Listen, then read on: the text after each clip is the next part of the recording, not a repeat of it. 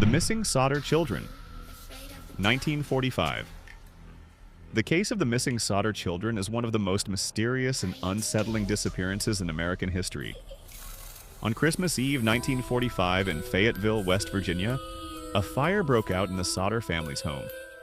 The parents, George and Jennie Sodder, were able to escape the fire, but 5 of their 10 children, Maurice, 14, Martha, 12, Louis, 9, Jennie, 8, and Betty, 5, were presumed to have perished in the flames. However, the mystery deepened when the remains of the children were never found.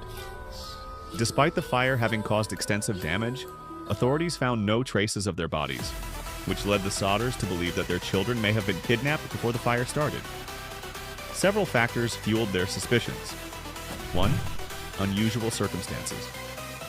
There were reports that the fire started at 1 a.m., but the family had noticed unusual things before the fire began, such as a phone line being cut and a strange car parked near their home.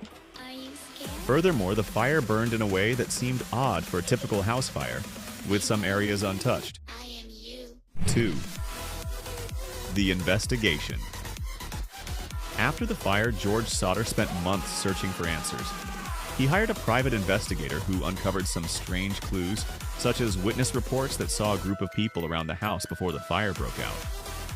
However, the investigation was inconclusive, and authorities remained convinced that the children had perished in the blaze. 3. Theories of kidnapping.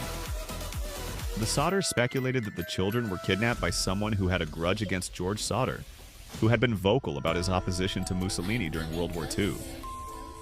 Another theory was that the children were taken by a group of people with the intent to harm the family. 4. The family's search.